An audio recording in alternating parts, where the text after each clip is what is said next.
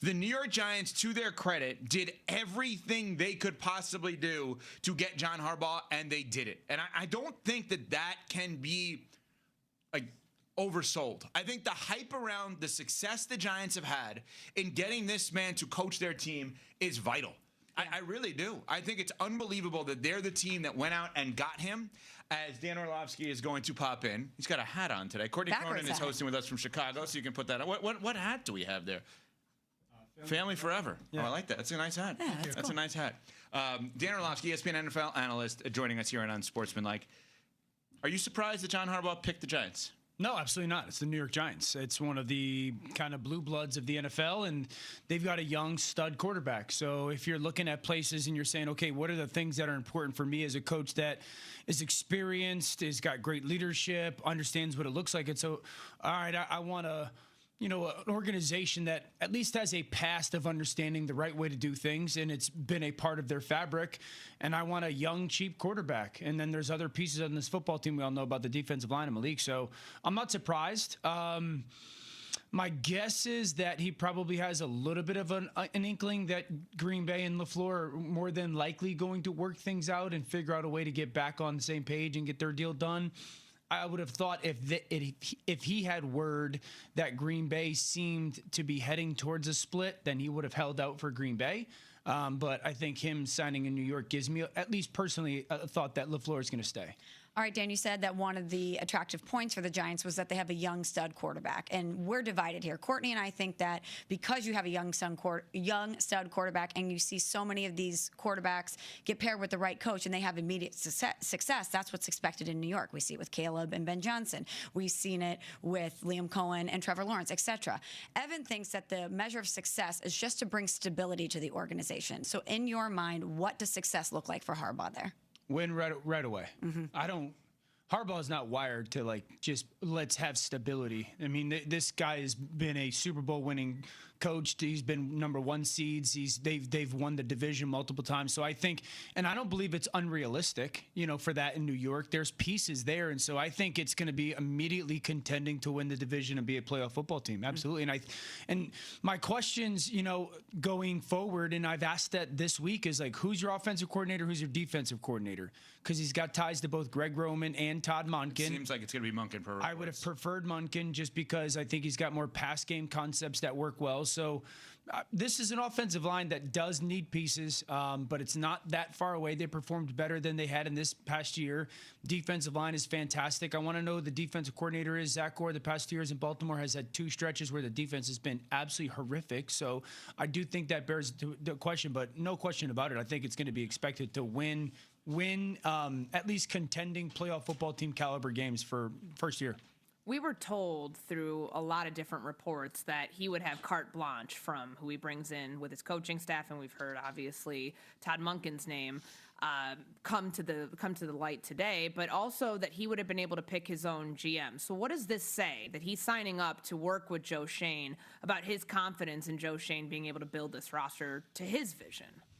At least today, it seems like he's got a somewhat of a belief in Joe Schoen. I've been around the NFL. I think we've all been around the NFL long enough to know things can change rapidly. So we'll see, if this is the plan moving forward, if this is something that they say, let's give it this draft and see how it plays out. And if you don't like it, we'll change the general manager type of thing. So I still think that there's a lot of pressure on Joe Schoen to hit on more draft picks and have a really big April once again. But I don't know if it's, written in stone that Schoen and Harbaugh are going to kind of be in lockstep. You would expect it to be, but things can change rapidly when decisions like this are made. We'll talk with Dan Orlovsky, ESPN NFL analyst here on Unsportsmanlike, presented by Progressive Insurance. Who should coach the Steelers, and how does that person get them good?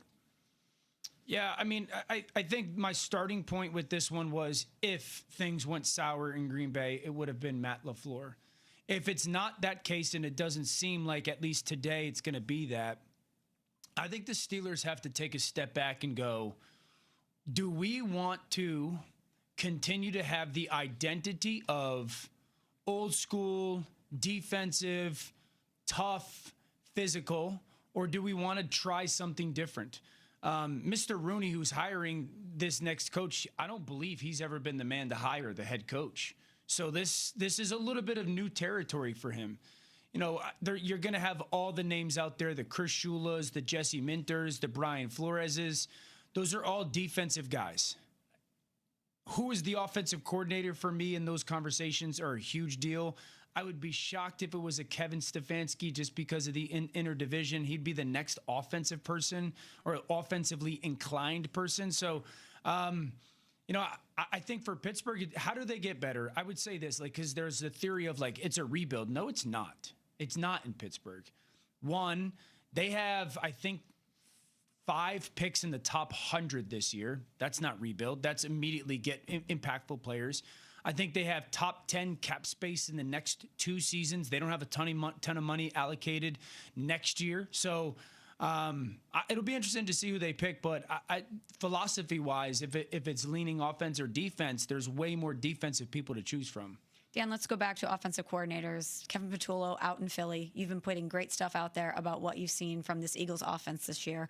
For our audience, how would you characterize the Eagles offense in 2025, and what do they need to do with this next hire to bring out the best in Jalen Hurts? Yeah, restrictive and predictable and regressing. Everybody on that offense regressed outside of Dallas Goedert, and that's the biggest concern. I think this was the worst offensive line they've had in 10 years, but that doesn't happen by mistake or by accident. I think the next offensive coordinator, number one, has to be a proven play caller. I do not believe that you can hire somebody in that environment right now that's never done it. You have to get somebody that is just experienced in the game planning, the in-game changes, and has the experience of calling plays at the NFL level. The second thing is somebody that understands that Jalen as a passing quarterback is not going to be Brock Purdy, Joe Burrow, CJ Stroud. He's not going to be the person that plays in that timing and rhythm over the middle of the field. That doesn't mean that he should not be a quarterback that plays without timing and rhythm.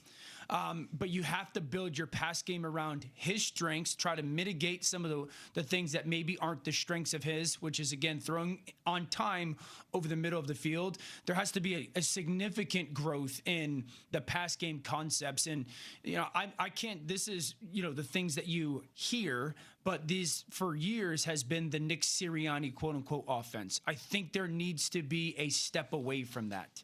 Yes, they won the Super Bowl last year. God bless them. They were so physically dominant that it gave them the opportunity to be simplistic within their approach. They didn't need advantage to be created. The advantage was my guy better than your guy. That's gone right now. So you have to find an offensive coordinator that is going to find different ways to create advantages with their scheme. We'll see who that is. I think it'll be really, really interesting, like the people that are interested in that job, but it's a huge hire. Dan, we heard yesterday from Dante Moore on SportsCenter that he's going to return to college. He's going back to Oregon for the 2026 season, and ultimately giving himself more time to get ready for the NFL. What does he need to do next year outside of simply just playing more ball in college to prepare himself for the draft? Yeah, I do think, Courtney, the reps are a huge thing. I really do. Just the reps of experiencing different looks and different pressures and different environments. I think he's got to learn to play a lot faster. He's very smooth and rhythmic, but he's going to have to play a lot quicker. This was the right decision when it comes to the development. There's the financial part of this conversation that is a personal decision, so God bless you. But he needed to just learn how to play quarterback at a high level versus high level defenses on a more consistent and quicker basis. But I do think the secondary element of this, Courtney, is that people who benefit the most out of it are, number one, Malik Willis, the free agent to be quarterback from Green Bay. He's going to get $40 to $50 million from someone this coming free agency pool. And then Ty Simpson. I think Ty Simpson, who declared for the NFL draft, a quarterback out of Alabama, I would be, right now, today, I'd be shocked if he's not a top 15 pick. I think that there's teams that I can point to clearly that say there's no way he gets past them. So I think Rams those are 13? Those are two people that I do think benefit the most out of it. You said, Dan, about Philadelphia needs a proven play caller. And I am more fascinated by this than ever in terms of play sequencing versus play design. I think that there's a difference between those two, obviously. I'm going to bring it up since you brought it up yesterday. You said on McAfee that you would love to be the Lions offensive coordinator. Yeah, I think that one got ran away with. I was saying that in relation to, and I don't want to cut you off, but No, it's fine. The Lions to be the offensive coordinator in the NFL is like there's 32 of them, right? Right. Or maybe not even. To go to do it in Detroit, there's so much talent there. I think there's a ton of people that would love that job. And then obviously I got drafted by them, so I always have a soft spot for the Detroit Lions. I didn't imply or mean to imply like, I want that, but yes, it would. I think that's a great job. I think a lot of people would love that job. Sure, understood. And I guess where I'm going with this, because I don't want to make you declare that you want another job while doing your job here. How hard is it for someone the first time to call plays that's never done it before? Yeah, I have great respect for the people that do it. I think it's very difficult. I think that, and I've said this, and I've said this last year, I think somebody that just steps into that role is ignorant. I think you set yourself up for failure to just think that you are going to do one of the hardest jobs in one of the hardest fields in sports, certainly, and be good at it. And so, yeah, I think it's very difficult. There's a lot of smart football people that can take tape and break it down and figure out ways to attack certain defenses. But I think that I was around coaches and I remember, I don't know what coach said it. There's 3 types of coaches. The one that watches the game the day after and is like, oh man, we should have done this. And then there's the coach that can get into halftime and be like, this is what we have to do. Then there's the great coaches that watch 1 or 2 series in the game and be like, this is the answer. This is the counter. And so I don't think you can get to that point unless you experience all that stuff. And so one of the things that gets lost vision-wise is you get like 4 seconds to make that play call. You don't get 3 minutes, because the play's done. So, yeah, it's wildly different to understand. I called this play out of this formation and this grouping in the first quarter. If I call this play at this formation and this grouping in this situation in the second quarter, I'm more than likely going to be able to call this play in this situation with this grouping in the third quarter. Like, that's the sequencing of things that I think just takes a lot of experience and reps. But everyone starts somewhere. Dan Orlovsky will start this morning on Get Up at 8 a.m. Eastern after us here on ESPN.